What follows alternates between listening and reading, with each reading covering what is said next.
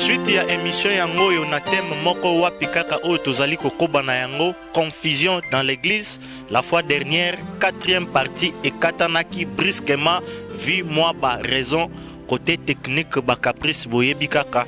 Tozali ko continuer na 5e partie toujours ndenge tobandai kolobela la fois dernière.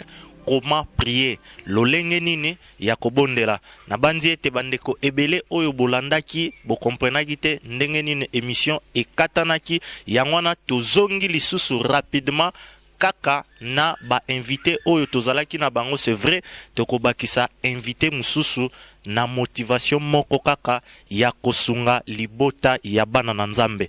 Mbote na bino nyonso oyo bozali connecté na ba différents réseaux sociaux bino pe ba oyo bozwi ba DVD ya ba émission na biso vérité ou réalité na banda kuna bino gratuitement tika ete ngolu ya Yesu Masia ezala likolo na bino nyonso.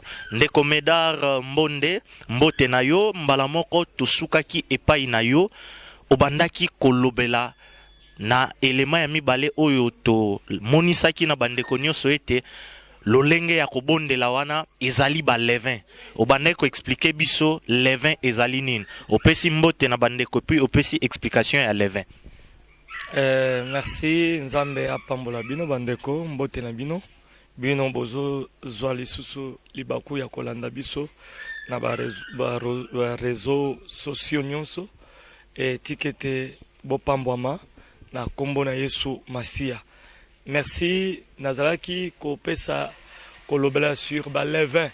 Mwana Nzambe oyo aza enseigner oyo alingi vérité azali tango nyonso koluka lolenge nini azali kokola na kati na maloba na Nzambe. Le levain veut dire seulement l'immoralité. Ezali masumu. L'immoralité c'est le péché. C'est ça le levain. On a kati na mabondeli na biso tango tozali kosala tokoki ko mixer ba nani ba biloko ezali immoralité liboso na Nzambe. Yango nde na pesi lokola et définition ya ba levain. Levain parce que Bible et lobi paix de levain fait lever toute la pâte. Mamsuto yebaka yango te. Moi ma lisumu ya mukeza te. Lisumu ya munene pezali te. Nyonso ebengami masumu.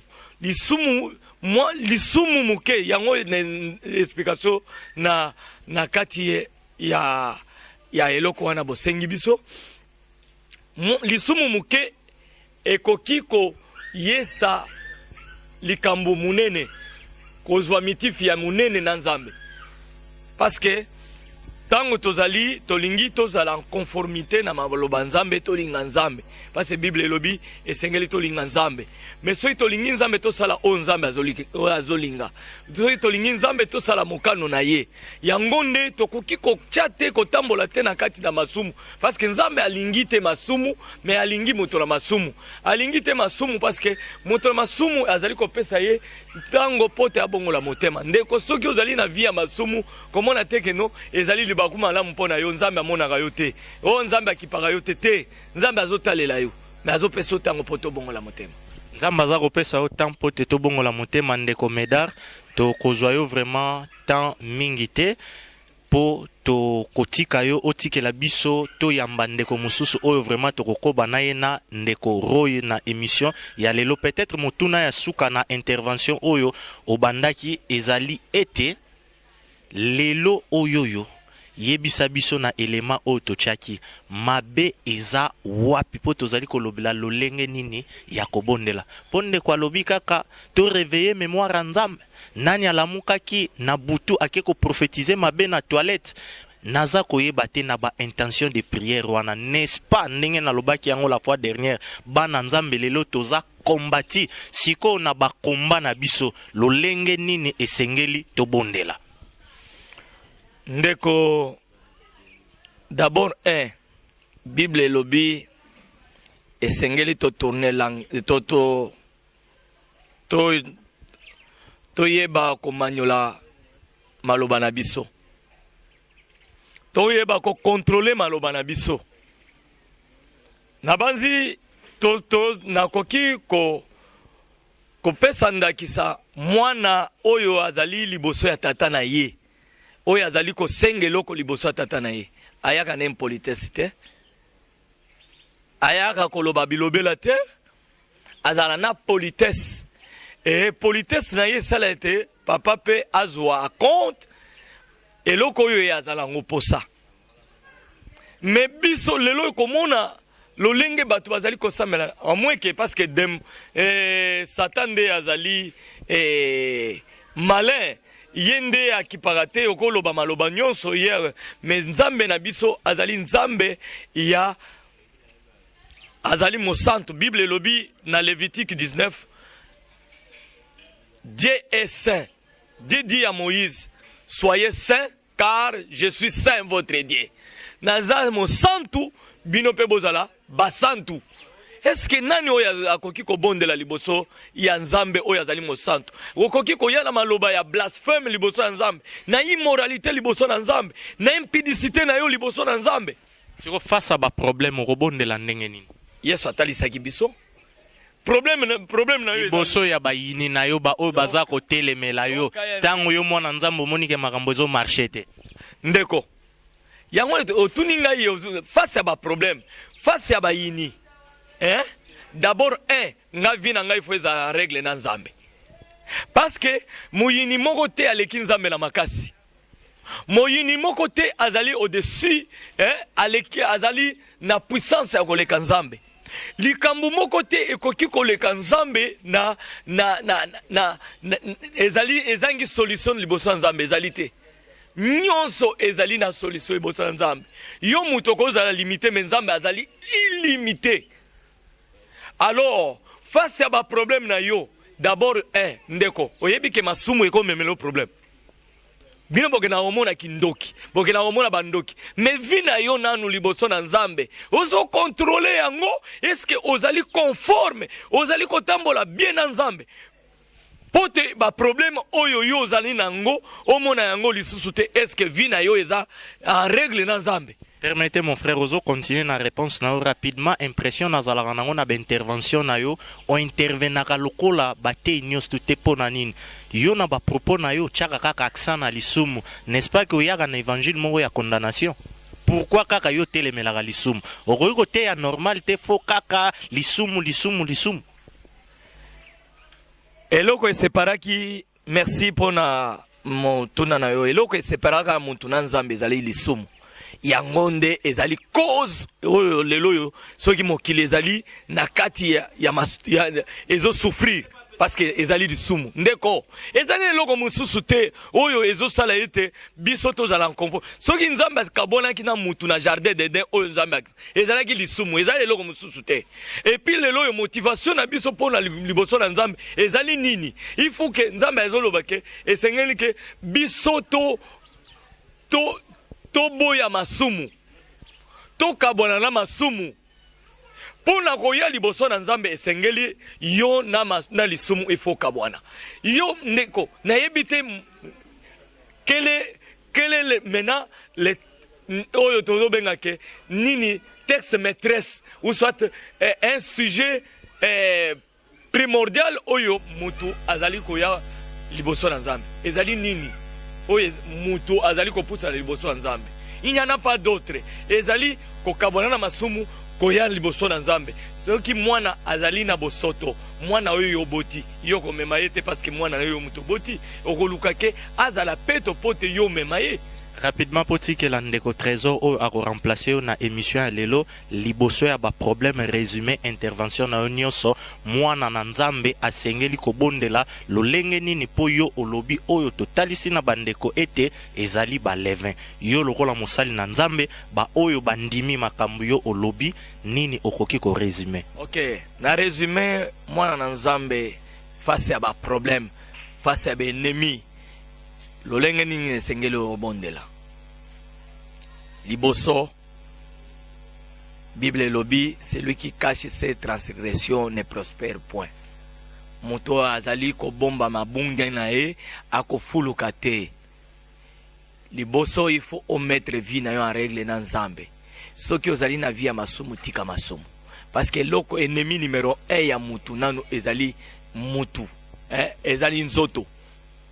ennemi na yo oyo ya yambo oyo ezo combattre yo kotala na ndoki te kotala te difficulté oza nango souffrance eza nango eza nanu nzoto na yo ezali ennemi numéro 1 nzoto na yo elingi masumu.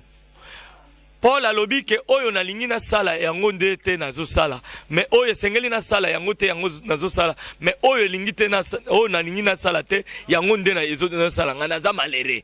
Ndeko soki oza na vie ya masumu tu es le plus malheureux de tous. Oyo likamuno yo ekotikala kozwa solution te. Oko bando mona bandoki partout parce que oza na vie ya masumu mais soki okabwani na masumu tala eloko ya liboso Bible elobi oko recommander sort na yo epa ya Éternel et oko pesa ye confiance ya ko agir na kati na yo et puis ya mibale Yesu atali sibiso lolenge nini ya ko bondela eloko ya liboso alobi boy na Matthieu 6 verset 9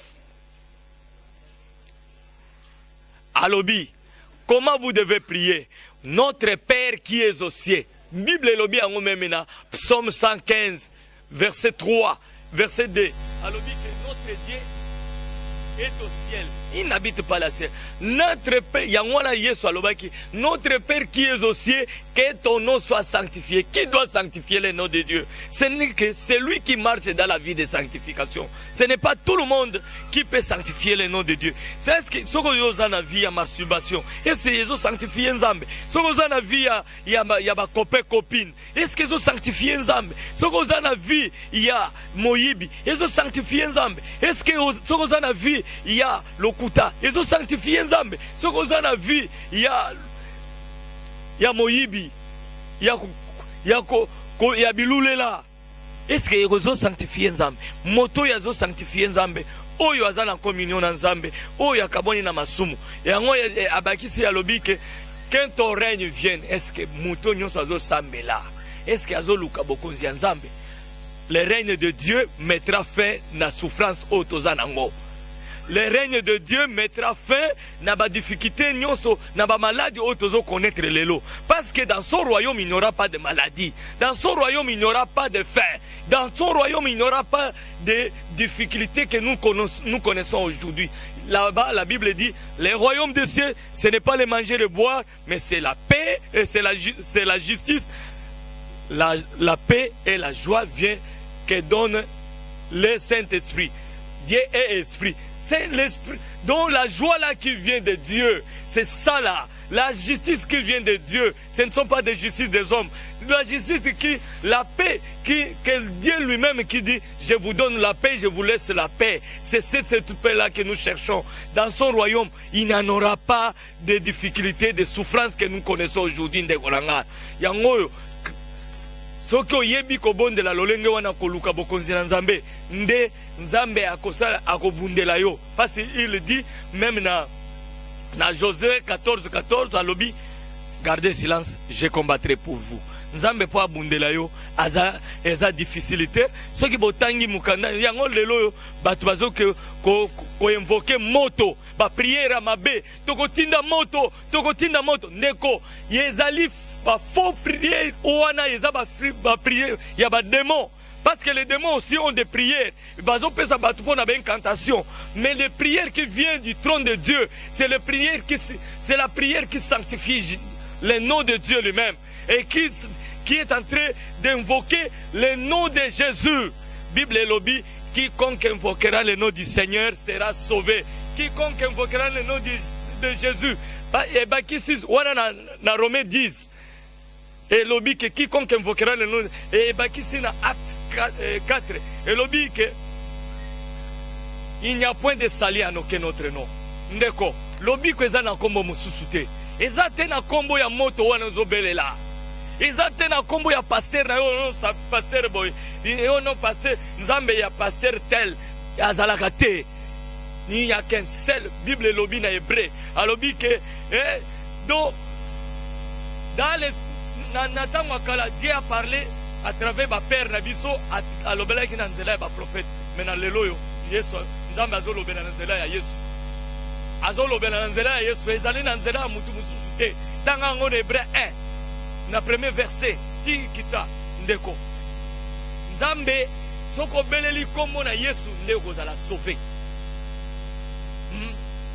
ezali te na makila ya Yesu, ezali te na moto, mais ezali na kombo na Yesu.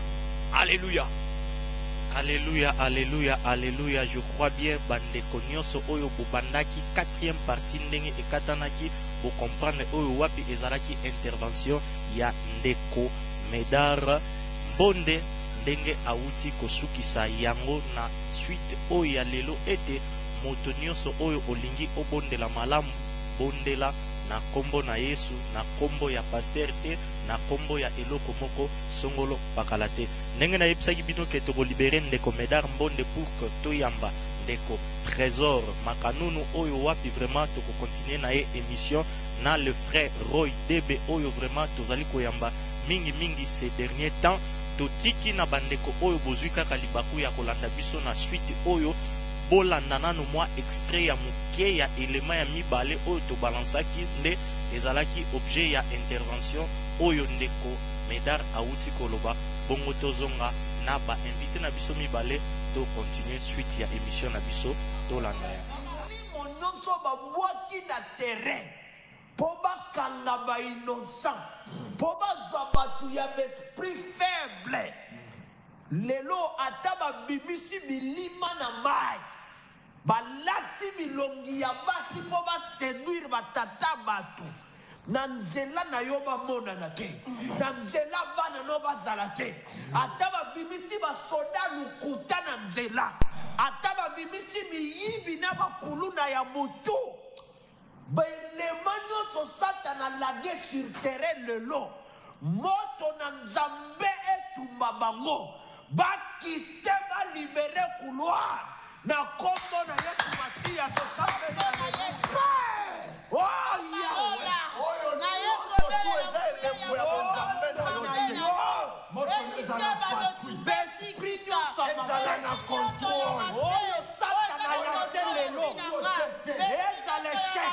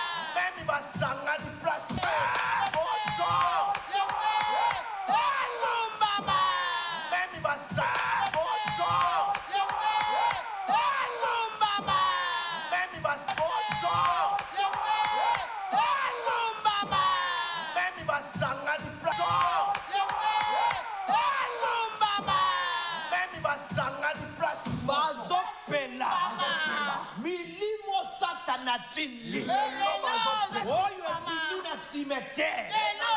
Oh, le bibi na mai. Ivo ya mabe. Esprit géant. Bavangeur de sang. Esprit ya vampire. Esprit ya mabe. Bapela. Bapela.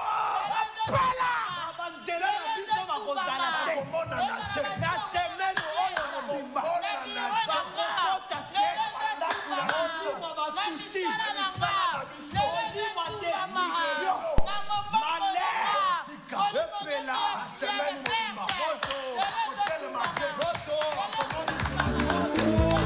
bato balingise bamateya ekosepelisa bango soki oteyi kopambolama wana nde basepeli oteyi bango bamiracle balobi oteyaka malamu kasi soki oteyi nde kotika nde masumu wana balobi oye na mateya ya condamnation oteyi mondimi tikaki ndoki mondimi atomboki oluki akongolela yo bandoki nyonso babundisa yo oteyi mondimi tika songisongi mondimi akini eglize olobi na moto tika badesieme biro alobi eglize wana bapanzaka mabala ya bato olobi toshene mpo na misala na nzambe bato balingi te bakomi kopesa barezo eke tobelaka esoma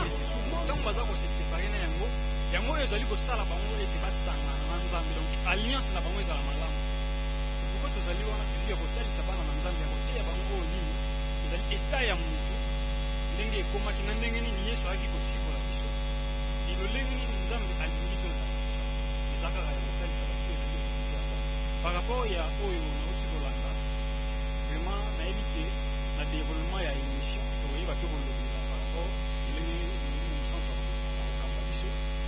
par rapport ya baprière tout ça biso tozwaka nzambe lokola motu te parce que motu aza na mémoire akoki kobosana mais nzambe azalaka na mémoire te nzambe ye wuta avant mokili esalama ye azala deja e nyonso azali kosala yango selon volonté na ye donc biso tozali wana te mpona ni kocoince nzambe par rapport ya temps oyo ye afixe mpona eloko moko esalamela biso na bavi ni mpona kocoince nzambe ayeba korepousse eloko moko oyo akanaki mpona prochain na yo pas ça.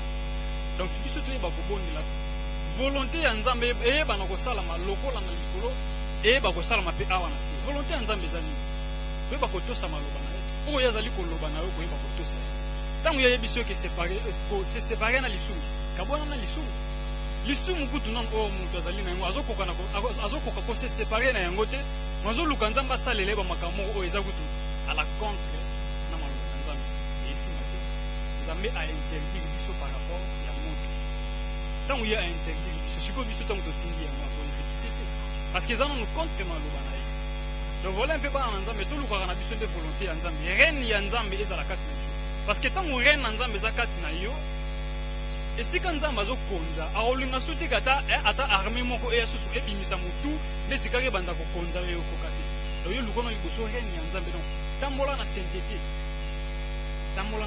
tikela yesu masiya motema na yo bima na basentiment mokili parce que yango ezali kopesa nzambe lokumu te kotalaka te par rapport ya age na yo no mpona libala na yo tinaka mosisa non mais yo tala non eta ya bomoi na yo est ce que ndenge vraiment ozali kosepelisa nzambe te ozali kosepelisa nzambe te parce que tant ozali agréable liboso ya nzambe cela ekosala ke nzambe ayeba koprotege yo même si eloko moko ya mabe elingaki esalamela yo ekoka mpe kosalamela yo te parce que eloko moko te eyaka kati ya vie ya moto oyo soki nzambe apermettre yango te non diable aza na eloko moko te akoki kosala na bomoi na soki nzambe apermettre yango te bible ezotalisa biso ntango abel na kayin bake koofrir sacrifice na bango yoka maloba o nzambe bible ezali koloba mpona abel bible ebisi biso boyeke dieu portant un regard favorable sur abel et sur son offrande donc mpo nzambe aagréé sacrifice ya abel wana atalaki no liboso motema bomoi na ye de même ke biso toluka no tozala agréable liboso ya nzambe et cela ekosala ke tozala protégé quel que soit likambo ya ndenge nini baproblème ekoki kozala mais cela eza te ke tozala focalisé toyeba kose séparé na lisumu bamakangu bavie ya salite ezali kopesa nzambe lokumu te etango tozali kodemere na yango tokomona mpe ke nzambe azofongola biso azopesa biso azocommunike biso oyo ezali pensé na ye epuis tokoyeba komitambwisa Voilà un peu à mouké na koko. Bamakango ba chéri eza malamu te, oui toyoki. Mais siko na mwana na nzambe oyo aza kotambola na vie ya sanctification. Kolanda badir na yo ndeko trésor makanunu tokoki ko comprendre ensemble na bandeko ya vérité ou réalité ezali ete oye lisusu ko soutenir ba propos ya ndeko Médard pona koloba ete lelo yo tokoki kotindela bayini na biso moto te. Mais n'est-ce pas mon frère, quelque part Bible pezo yebisa biso que notre Dieu est fait de dévorant, n'est-ce pas mon frère? Bon, merci vraiment pour notre passage Johanna. Yebisa que notre Dieu est un Dieu, c'est un fait dévorant. Mais quelque part aussi la Bible nous dit dans Hébreu, le chapitre 1er, le verset 7e je crois, la Bible nous dit il fait de ses anges de vent et de ses serviteurs des flammes de feu. Donc inutile déjà tu es une flamme de feu. Aux annonces on a besoin de rebelle la ramonte parce que aux intouchable. Donc ils en ont tout oyo hein alingara so qui muto andimi asimba moto c'est alingara bomo inaité. Donc déjà tu es une flamme de feu. Ça je t'assure que aux déjà flamme de feu. Donc aux intouchable diboso ya monguna diboso ya qui que ce soit aux une flamme de feu. Alors pour que aux la flamme de feu il faut aux un serviteur fidèle. Et pas ya moto ya bengayo. Donc voilà un peu wana ko la fait dévorant là et l'obité que tellement nzamba za fait dévorant non. Oyo ezana kombo moko o epesa meli biso. Christ ya biso et loko nyonso boko senga na kondima. Na kokokisela bino. Mais eloko nini? Parce que Bible est interdit biso clairement na histoire oyo ya Yesu Masia na bayekol na ye. Et c'est là tout le monde dit que non, eza inutile ya koboka moto. Et ça, biso moko te muto okutana ba problème non ba ene na biso pe ba kutana ba problème mais nulle part bango bazwa ba bokeli mutu moto non tozana ba kaloko la ba Etienne o ezaki bazo lapider mais na suka nango ya ebisi alobi nzambe kotala abi Dieu n'impute pas hein kotia kotangela bango lisumu o te bana ba masumu na bango mais o ba uti ko sala kotangela bango te. Ndeko trésor tolandio avant topesa maloba na ndeko Roy Debe toko balancer élément ya mibale mais mutuna ezali nanu epai na yo. N'est-ce pas que lelo yo sango malamu ezote ya matozana ba grand ebele na mboka na biso oyo pe toza komona ba plein eza ko salama bazali ko sunga libota ya bana nzambe na ba prière. Siko bino moi groupe moko permettre ngai obimika ka bozo ya ka tout moment na vérité ou réalité ko buka ba fondement ya ba grand otozana bango. Qu'est-ce qui prouve que o bino bozo lobande yango na vérité? La vérité c'est la parole. Oh nyonso toko loba il faut ala toujours comparer na maloba na nzambe. Est-ce que o bazali ko loba bazali ko kosa te bazali ko kosa te. Et puis yo ba grand no bazali ko loba c'est par rapport au monde, déjà par rapport au ndenge biso tozomona na miso ki bo moto boy. Mais spirituellement ce n'est pas ça. Parce que tu as la surpris même les jours tu éviter hein bah oh lelo oyo tozomona baz vraiment oh na kosenga na ba grand wana ba ye baka komitambusa na ndenge nzamba lingi ba ye bako bongola mitema na ba hérésie oyo ba kotisi na kati ya évangile ya Yesu Masia parce que ce n'est pas ça la parole. Biso to ye na maloba na nzamba ba na nzamba bino boko landa te oyo parce que toza penser moko na bino te mais bino boko landa soki ezo cadrer na maloba na nzambe là boko landa. Mais si vous avez cadré dans le nzambe te, ils en a sens mon côté. Donc si tu as un habitude à te prendre au tinde kako pousser ba tukoya na évangile mo soningi non. To tika la toujours na maloba na nzambe. Bango tellement bazali ko boka moto, ba na passage ozali ko prouver que biso na actuel na temps otozali, na temps de la grâce otozali et sika o Yesu Masia pe to apôtre moko abogela ki moto moto.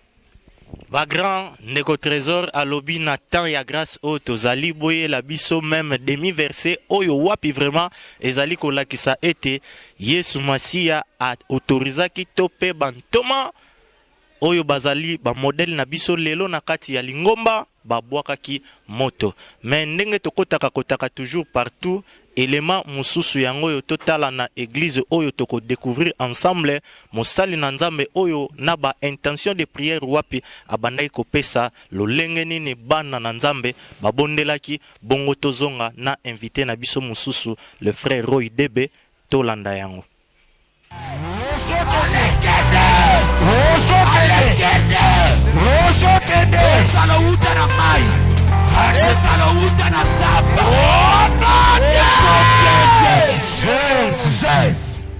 Tombola loboko mobali likolo. Alléluia. Zongela maloboyo simanangai. Yo Satan. Yo Satan. Na système na yo ya pauvreté. Na système na yo ya pauvreté. Méthode nyonso. Méthode nyonso. Oyo salaka na libota na. Oyo salaka na libota na nga. Oyo etinda biso nyonso tozala na même vie.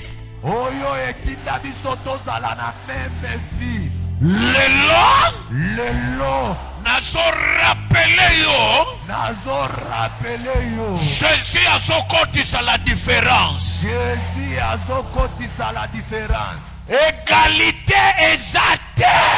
Égalité ezate. Système ya monotonie ezopanzana. Système ya monotonie ezopanzana. Oyo nyonso. Epekisaka to bimisa mitu. Epekisaka to bimisa mitu. Lelo. Eza ya kotelema. Système à célibat. Système à pauvreté.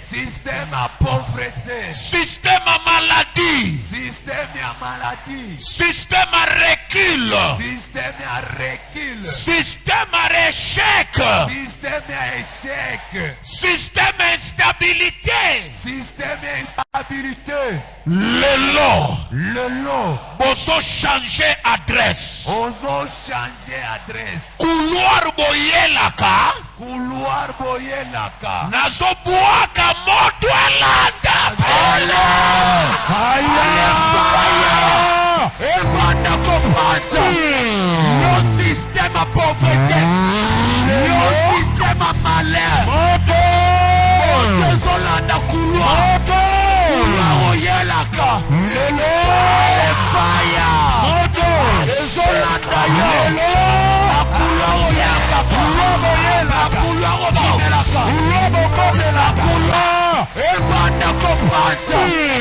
No système à pauvreté.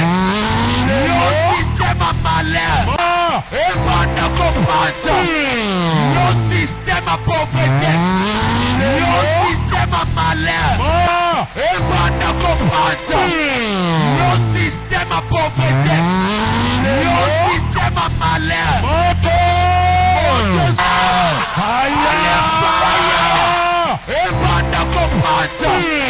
No système à pauvreté. No système à malheur. Zolanda couloir. Oyelaka. Lelo. Fire. Zolanda lelo.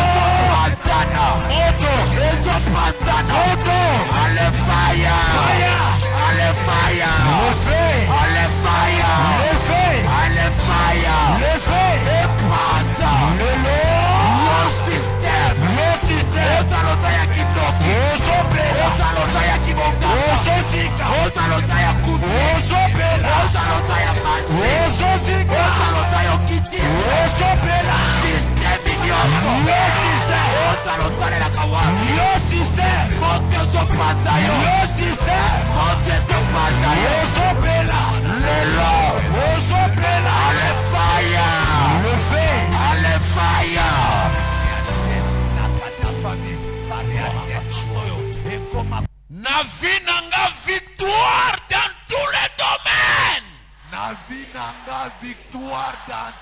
domaines. Na famille nanga victoire dans tous les domaines. Na famille nanga victoire dans tous les domaines. Na misala nanga victoire dans tous les domaines. Na misala nanga victoire dans tous les domaines. Au nom de Jésus. Alléluia. Merci Alléluia. Jésus. Gloire pour tout ce que tu es en train d'accomplir pour tes enfants. Merci parce que tu as détruit les formes et tu as disposé nos vies pour que la gloire te revienne. Au nom de Jésus. Amen. Bana nzambe touti kolanda yango mosali na nzambe oyo biso nyonso tomoni na ba intention de prière. Bobo sanate ndeko Médard la fois passée alobaki tel père tel fils ndeko Roy Debe pesa mbote na bandeko na suite ya émission oyo wapi vraiment yo ozalaki na fardo ya kolobela lolenge nini ya kobondela. Merci na pesi mbote na bana nzambe nyonso nkolo apambola bino na kombo na Yesu Masia. Merci. Kolo apambola bino na kombo na Yesu Masia. Directement vérité ou réalité lokola totambola na biso na système ya parallélisme yo lokolo yaki na fardo wana par rapport ya image o touti kolanda kotala mosali na nzambe ba intention de prière o apesi tozwili ba na nzambe comme réalité comparaison na yango na vérité na maloba na nzambe oza na maloba na komisi nkolo pona émission oyo pe lolenge nini nzambe azali kokamba biso tomitiki epai molimo santo akamba biso pona koyeba nini ya koloba pe nini ya kosala komona ndenge tolani bimage oyo ba image oyo ya ndeko azali kotinda ba sujet de prière po ete bana nzambe babondela mabondeli premièrement ezali masolo entre mutu na nzambe. Maintenant eza mutu nyonso te akobondela nzambe non akosola nzambe parce que nzambe il est très saint. Avant mutu apusa na pembeni na nzambe il faut azala pe lokola ye soki aza lokola ye te akopusa na te. Nzambe azobisa Moïse que sanctifiez-vous et sanctifiez le peuple afin que boya kokutana nga na ngomba parce que yé moko nzambe aza mosantu.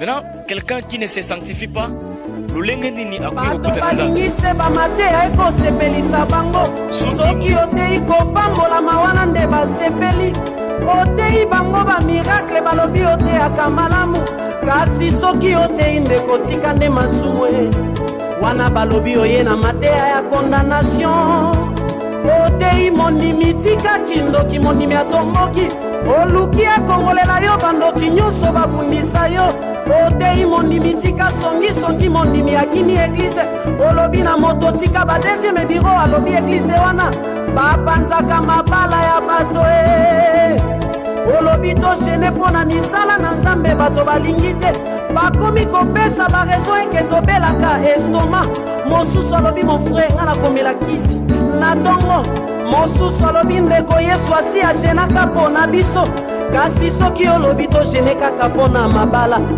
ata mikolo sambo na malili tokolala libanda soki olobi togene mpo na diplome na misala wana okomona eglize etondi nsima ya kozwa diplome omona sere akomi ekobina ndombolo sosola tango oyo sosola tango oyo sosola tango tozali sosola tango oyo ata soki yesu azongi mpe lelo te yeba ete liwa mpe ezali soki lelo yo okufi na masumu okokende wapi moninga litoba nini yozwa nyonso ya mokili obungisa bomoi na yo mondimi ayebi makambo nyonso elekaka na tv otunie bafilme nyonso mondimi ayebi kasi soki otuni na eglize bateyaki nini mondimi akomi kobeta se monoko ata partage ya pamba mondimi tu ne seras pas honoré. Maintenant yo kati na masumu ozo senga nzamba sali la yo akosala nini. Mais non, c'est clair. Akosala yalo comme wote. Maintenant, nani akokangola libota, eza ma bonne délité. Ce n'est pas les prières qui peuvent délivrer une famille, non. La délivrance, c'est la présence de Dieu, point barre.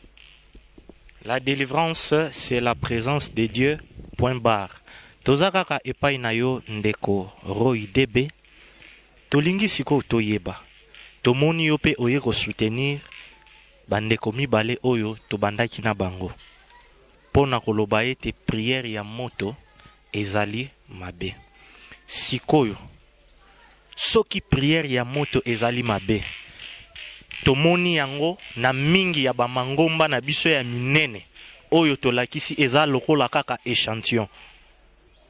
Bana na nzambe nyoso d'une manière générale tokoyisamaka na ba prière wana tozali kotinda moto. Sikoyo biso ba oyo toza kotinda moto wana sor na biso ezani ne poko landisama na maloba na nzambe oyo bino botangi na ba intervention na bino ezali ete ezali mabe na église lelo. Sikoyo lokola ezali mabe plutôt piège wana biso ba oyo toza lelo victime sor na biso ezani nini ba intention de prière wana eza ko produire pa na biso ba oyo tozali kotinda moto na bayini na biso. Ok, merci. Il ne faut pas confondre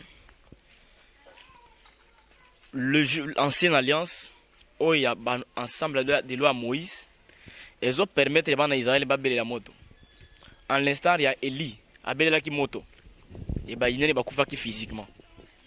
Nzambazan, frère. Élie, tant Abel moto, tout le monde qui est en mili me koufi non.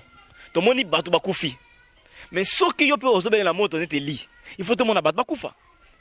Maintenant, ceux qui battent, ils ont fait des motos qui étaient tout le monde et tout le monde tel. Parce qu'il y a des ennemis. Tant que moto qui il faut tout le monde qui ça y est, frère. Selon l'ancienne alliance, nous avons c'est que nous avons changé. Comme on a monté à Zotinda moto, moto qui t'a et tout le monde. Mais moi, il y a des vivre à Otamola. Au monde, il y a des parce que à continuer à œuvre. Cela veut dire que non, tant on a échangé. Biso tuzali ngomba katene sumasia tuzali fondé na fondement ya bapôtre o baza ba père na biso batangisa ki biso nini pona moto Yesu masia atiki doctrine pona moto alobi na Matthieu chapitre 5 alobi bon yokaki ekomama ki na mibeko que œil pour œil, dent pour dent, pied pour pied, main pour main. Mais moi je vous dis ngainde na sali kolobela bino soki monguna na yo asali mabe balobi te moninga na yo balobi monguna na yo ton ennemi asali mabe limbisa ye bondela pona ye nzamba sunga ye soki azangi kolia pesa kolia soki azangi elamba pesa elamba. Maintenant sujet à moto wana premièrement na église e ko sala nini iza nanu lo sambo moko nzambe ayambi yango te soki tutangi na Luc chapitre 9 verset 54 je crois. Passage wana nabandi ete la fois passée pe ndeko Medar atangaki yango soki okoki kopesa vraiment penser poto gagner temps. Maintenant passage wana Yesu alobi atini bantoma na ye ke bokende na mboka wana bokende babongisa nzela parce que nazoleka wana pona kende na Jérusalem. Tango bakomi sur place na mboka wana batu baboyi ko yamba bango. Batu wana bantoma tango bazongi pa Yesu Masia balobi na ye permettre to bele la moto lokole Eli abelaki eziki sabatu wana mboka wana parce que baboyi ke yo oleka wana Yesu Masia atali bango bino boyi bite bozana animen na esprit nini ngai mona na mutu na yaki te pona ko bungisa milimo na batu mais na yaki po na bikisa milimo ya batu. Maintenant makambo ko senga moto na lingomba ezali susu te ba priere wana na lingomba ezali sika te lingomba wana zalo ba ezali lingomba Yesu Masia mais bisika Yesu Masia ezate ezali lingomba Satan wana lingomba Satan bravo pona bango parce que moto ezali système na bango ezali makambo na bango. Mais na lingomba bana nzambe tokobeta maboko te ke bana nzambe asenga moto non bakoki ko senga moto te pona ba yini na bango bakobonde la nzamba sunga bango parce que soki moyini wana lobi abongeli motema ekosala fete monene likolo e yo oyo ozali kotindela moto moto lelo oyo lobi ozalaki na masumu batindelaki yo moto soki okufaka meloke wapi okenda lifelo me nzambe atikaki yo mpo na ntango oyo ozala sauvé ti ye sauvé mais maintenant pourquoi ozali kotinda moto mpo na bato mosusu bakufa maintenant wana ezali lingomba ya Yesu Masiya te ezali lingomba ya Satan bangomba wana ezali oyo tobengi basynagogue ya Satan parce que doctrine ya Yesu Masiya eza na kati wana te nayebi te ndeko soki couloir bayelaka système ya monotonie boyamba moto ndeko touti kolanda ngo pe na yo toujours par rapport à la réalité wana lokola vérité ou réalité vraiment tozalaka na biso terre à terre par rapport ya ba réalité nyonso oyoyo tolakisaka bana nzambe nini vraiment oyoyo okoki koloba na bana nzambe nyonso oyoyo tozali na kati ya ba destruction des hôtels buka bitumbelo tumba moto lié Satan nini oyoyo esengeli tosala. Merci les journalistes. Vraiment étant que bana nzambe toza wana kaka pona ko dégager o ezali nature ya nzambe et parmi nature ya nzambe ndeti na kawo biso tozali il faut nde bolingo nanu ezala tango bolingo ezali okozala même pas na penser ya koyeba kobwakela mutu moto parce que même nzambe biso tondimela bible ebisi biso na Ezekiel alingaka même liwa ya mutu mabete ya lingaka ngote yaza na besoin que mutu nyoso aya epai na ye abongola motema ana besoin mutu nyoso azala sauver yo za wana te pona ko se venger non parce que Bible est interdit miso même pour la vengeance. Toko tanga passage wana na mokanda ya Romains chapitre 12. Romains chapitre 12 à partir du verset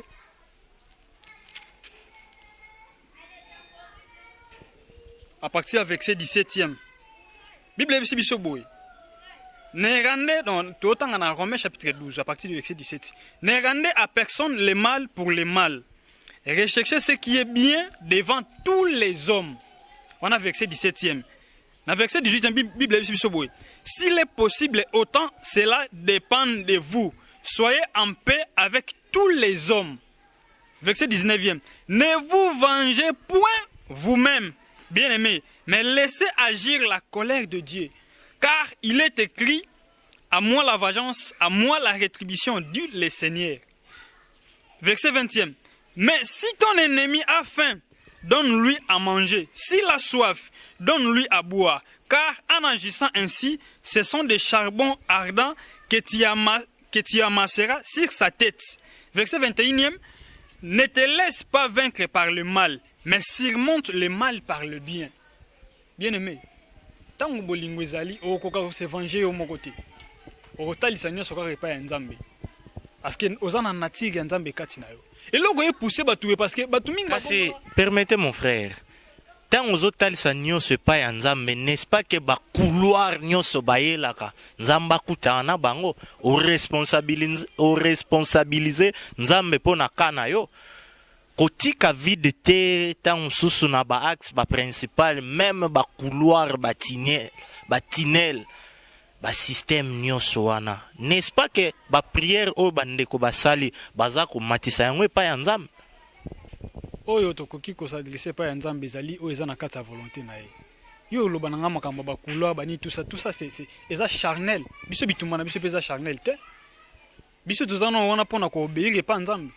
Et puis to se venger biso moko te. Donc biso tozali wana pona ko landa kaka o nini makomi ezali ko loba na biso. Nga tellement siko Bible ebisinga ke non okoki ko se venger yo moko te. Ah bon, quel que soit problème na nango parce que tant on comme boaka moto ezali lokola yo moko okomi komi bunda. Donc yo moko za ko se venger. O libena ke non nzambe tellement kana ngai nanu nanu pena sili sonti na soka te nga moko siko na kota makambo. Donc wana tango déjà komo boaka moto ezali lokola yo moko komo bunda na bitumba na yo moko. Alors que nzamba lobito tikele nyonso. Ko tikele nyonso lobi nini? Tango ba fingio o présenter pa nzambe. Parce que nzamba yebi nyonso. Azoyeba même kuto eza na mitema na biso avato bimisa ngona munoko. Ce que lo nino to rappeler nzambe.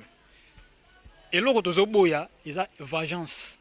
tango déjà comme bois kamoto yo moko za déjà ko se venger alors Bible interdit biso et lobi que tout se venger biso moko te Bible bakisi et lobi si ton ennemi a faim donne-lui à manger s'il a soif donne-lui à boire pesa ye kota la te ono tozo tanga c'est bien mais faut pas excusez-moi cause la trop spirituel makambo yozo lobawana est-ce que na temps o tozali chrétien ko ki ko vivre yango chrétien ko vivre yango soka bongo la motema parce que eze loko yo ba potini ka mutu te non eze loko ezo mataka tia moto c'est-à-dire tellement ça na molimo santo ezo mat eza eza auto benga nature ya nzambe katia moto bolingo wana tango ezali o koma même na niveau wana tia ko bokela mutu moto parce que au moins ngweza ta na sens te parce que ya ko sala Bible ebisi biso la malédiction sans cause n'a aucun effet yo so yebo sala gilika mutu siko yo bokela mutu moto polani quelque soit basiete la ki na seo tata kulu soki na tout ça eta lioti yo zali wana pona ko linga mutonio bon soki mutala mukaki na 3 heures akeko prophétiser mabe pona frère trésor na toilette o sala nini yango na otoloba Bible ebisi biso la malédiction sans cause n'a aucun effet yo so yebi ko sala no likambute et comme il a été quelqu'un atakuta mati atakuta luki akoti banaka nganga so eneni bien aimé et loko ko sala mati yonde zala juste longola n kati na yo yeba ko linga mutu nyonso ko tambola ko se comporter pe malamu parce que c'est ça moi en nzambe azawana te pona ko tambola na bandaka batu ko sala kisongi songi ndenge nini non mais ozali wana pona ko se conduire ko tambola o moni biso era ba manière belé ya ko bongo sa batu mitema ata so bongo si mutu motema na kote ya été ataka na vie na yo na conduite na yo ya pa momutango otala lobi Pierre azolo bango Pierre alobi par rapport ya conduite na biso soto ko tanga yango oui pendant que ndeko aza ko luka verset wana na sepeli ne loko moko na moni yango ya mwa sika ndeko ateli yango accent ya muke ki songi ko tambola na banda kwa bato te to ebite wana beaucoup plus lobeli ba sœur garato na ba frère ba songere pe bazali. C'est là eza pona mutu nyonso o eza ki appliquer yango quelquefois quelque soit sœur ou frère eza pona mutu nyonso parce que eza pe na ba frère ba songere pe bazali eza parmi ba biloko o diable a utilisaka qui sont ba frère songere bazali bazana bango bon ba pasteur songere donc tout ça pasteur azaka évangéliste songere donc bango nyonso eza esprit oyo eza ko animer o diable azotiaka sabatu o eza ko animer batu c'est-à-dire ba biloko ba avant peut-être autant à verser basangwa basongere pe bazali basangwa na to benga ngaya ba kombo sutani anane muteko sa kopeza la pembe ouais obi lelo yo konza maboma mutema mutu parce que tant tolo ba pe mutema c'est pas eza physique eza que spirituellement aussi conduite à mutu ko yeba pena mutu nenga zali po koma na ba niveau na habité c'est quoi ba monseigneur na beveka ba songere pe bazali bango tu wana ba epanza makita donc voilà donc muto ko accepter wana exception ko nezate donc so yebi ko zana makambo wana il est temps toza wana te pona ko sekaka mais toza ko interpeller par rapport ya conduite na yo donc soki omoni ki ozana makambo wana yango yo trop tard eza non te tant toza na bomo mais tant to kufi wana nzambe a exercer susu bolingo na ete miséricorde ya nzambe za la soute et pas ya bawa kune komi likambo ya justice. Donc voilà, il est temps de te repentir si ce que vraiment na makambo wana. Donc on est allé juste ambiance ndeko ko pesa biso passage pour que ba nzambe basungam. Voilà, c'est dans 1 Pierre chapitre 2, le verset 11e. La Bible nous dit: bien-aimés, je vous exhorte comme étrangers et voyageurs sur la terre, à vous abstenir des convoitises charnelles qui font la guerre à l'âme. Ayez au milieu de vous, là c'est le verset 12e, ayez au milieu des païens une bonne conduite, afin que là même ils vous calomnient, comme si vous étiez des malfaiteurs, ils remarquent vos bonnes œuvres et glorifient Dieu au jour où il les visitera. Donc quand on a mis ça là, on a conduite na yo wana. Quel que soit oya koki kokanisela yo metango amona kozana kasi na ngote suka na ngo oya rotuna oso secret na ozala kanini.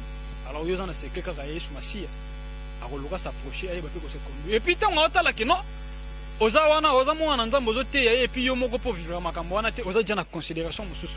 O pe ko pesa comme conseil ako considérer on pe ndenge mususu par rapport ya batu mususu. Voilà, il faut to yeba kaka ko se conduire. Et tout se venger biso moko te parce que nzambe nde albito tikela ye. Wana za bitumba mutu te.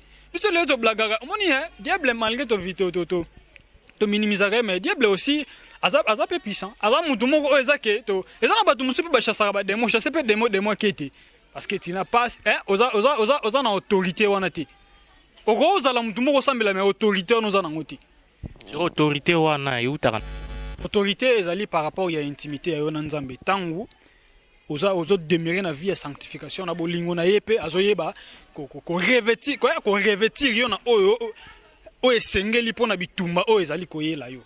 Voilà, par rapport ya batentation moko koyela yo aza wana azosoutenir yo pour ke okoyisama te na makambo wana. Soki oza na intimité na nzambe ozotikela nzambe yesu masiya vraiment ayeba komimonisama na bomoi na yo. Voilà, là vraiment oza na problème te. Donc tika ko se venger yo moko yo linga mutu nyonso ata bamakambo mutu moko boye abotolanga mobali na ngai mobali o vraiment tolingaki tobalana na ye. C'est là eza eloko moko te eza biloko mokili. Mais oyebi ke na évangile oyo baser mingi bakosepela na yo te mobali awuti poto aye pire yo abotoli ye.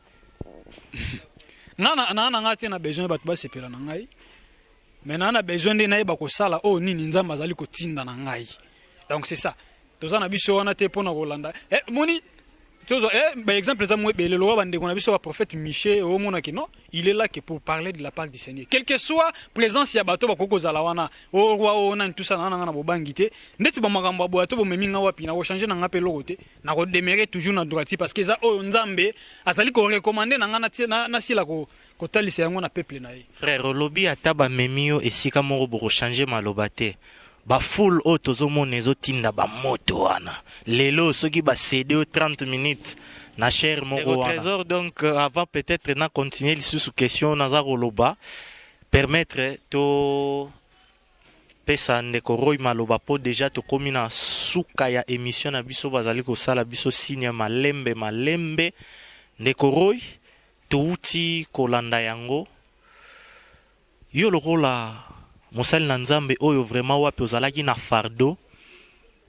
yak na 4e partie 5e pe oyo tosali ya kolobela lolenge nini ya kobondela liloba nini oza na yango pona basali na nzambe oyo mingi tobengi baprédicateur parce que autrefois ndeko Medar alobaka yango bango nde mutu bazalaka na responsabilité kolandisama na makomi na nzambe mais tango bapesi matière ya mabe yango wana pe lelo yo bafidèle bazali kobondela mabe siko na point oyo depuis tobandaki ngomba mangengenge moto bolingo nyonso oyo tolobeli message nini oza na yango epai ya baprédicateur oyo batelemaka liboso ya bota ya bana nzambe.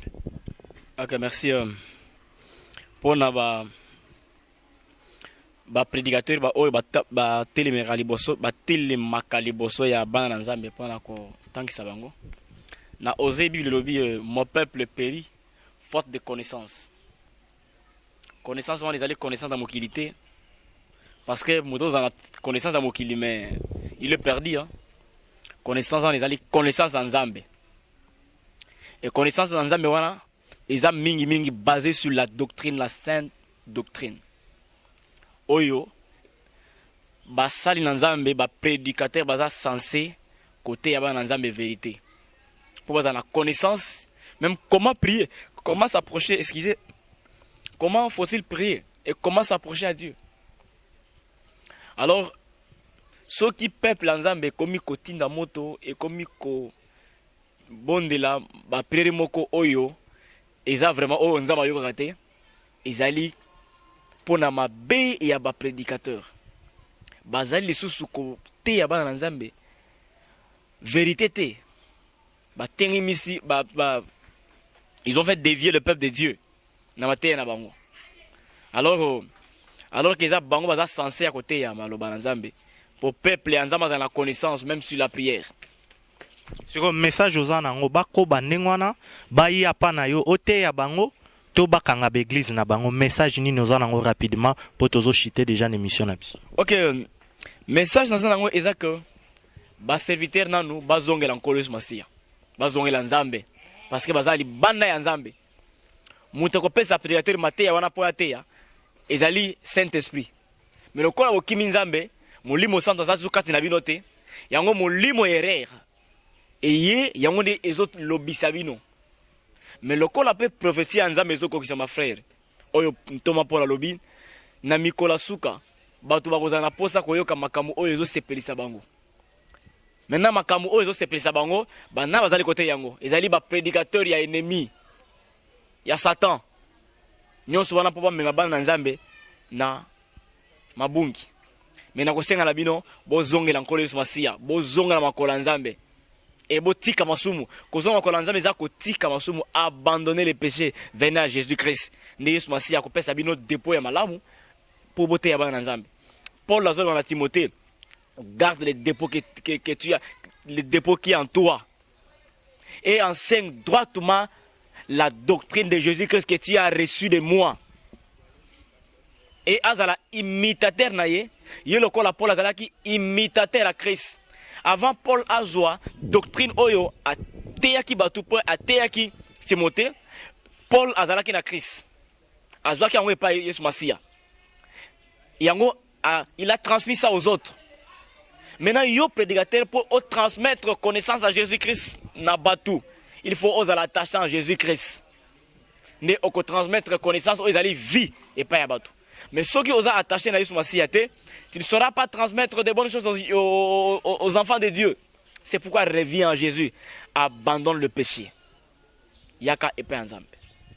Prédicateur yaka epai ya nzambe, abandonne le péché. Wana ezalaki maloba ya suka pona émission ya lelo oyo wapi vraiment ndeko Roy Debe azalaki moko ya ba invité na biso asukisi pona bino ba prédicateur ndeko Trésor tozongi lisusu na esengo mingi epai na yo ndenge bato balobaka ete mwana suka aliaka mingi yonde invité oyo tosepeli osukisa na émission ya lelo ozana maloba parce que vérité ou réalité bien que mingi bazali ko comprendre vraiment vision malamu mingi te tozali ko zwaka ba réalité nyonso oyo ezali ko leka na ba milieu chrétien pour que to comparer yango na maloba na nzambe liloba nini ozana yango parce que na bémission na biso bato belé bazalaka choqué pona koloba tomonaki image ya pasteur na biso toyokaki bolobaki boy bozongisaki boy bandeko nyonso oyo bazali na ba église wana o bazali kotinda moto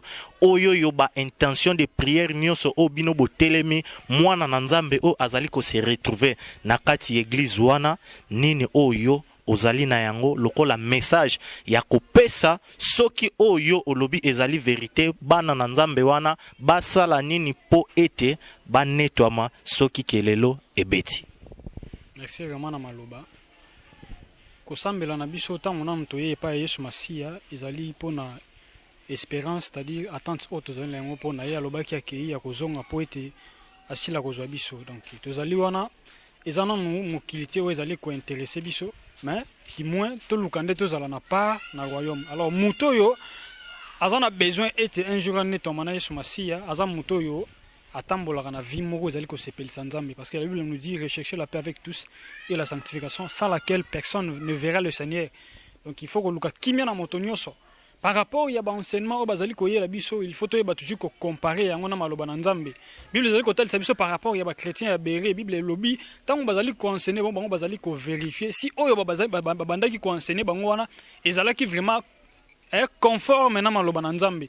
Mais biso lelo oyo toyoka kaka te parce que nzambe lelo oyo azolobela kaka na nzela ya ba pasteur te, non, azolobela na nzela ya Yesu Masiya.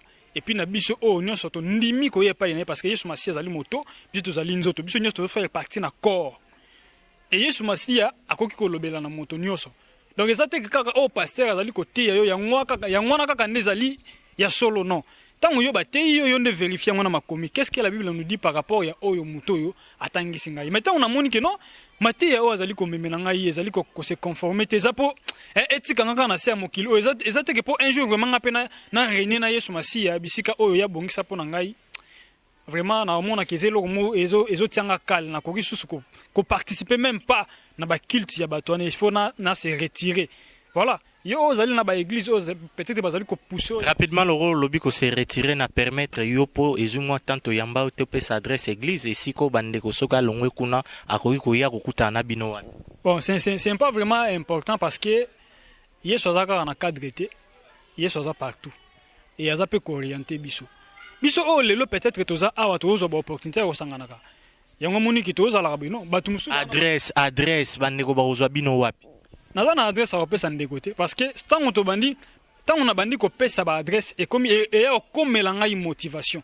Na motivation na ngeza non te ke na ya ko présenter bino église so nini non. Na pesa bino adresse te. Mais na yende ko te ya yo maloba na Nzambe. Donc yo mo mitala na ndenge ozali par rapport ya vie na yo.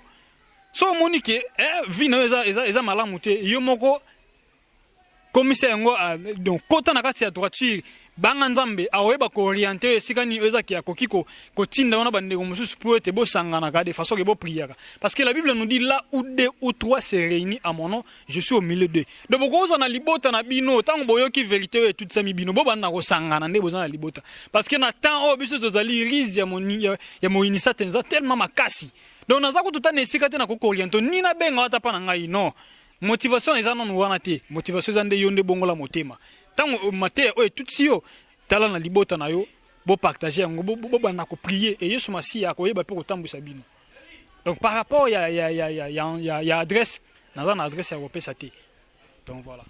Donc par rapport ya adresse ndeko trésor azana adresse ya kopesa te to komi déjà na suka ya émission na biso vraiment ndeko trésor to tondio matondi mingi ezalaki vraiment esengo pona biso koyamba na loboko na ngai ya mwasi ndeko Roidebe oyo wapi vraiment tosali na ces derniers temps ba émission ebele vérité ou réalité ya lelo tokomi na suka. Que Dieu vous bénisse tokutani na prochain numéro soki nkolo Yesu Masia azongite.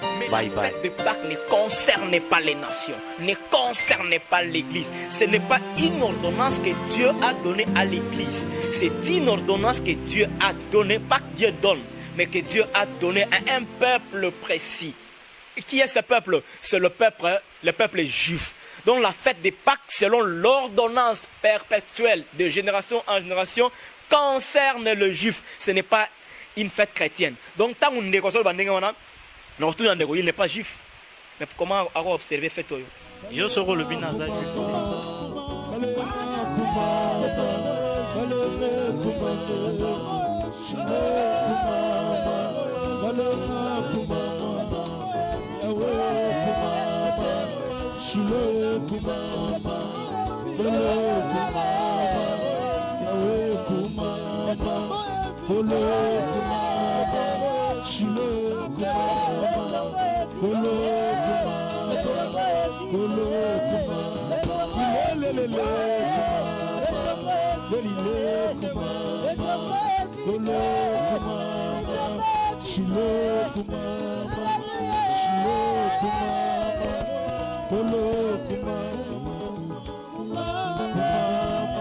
Ndeko oyebi mbwa mesana ko yiba maki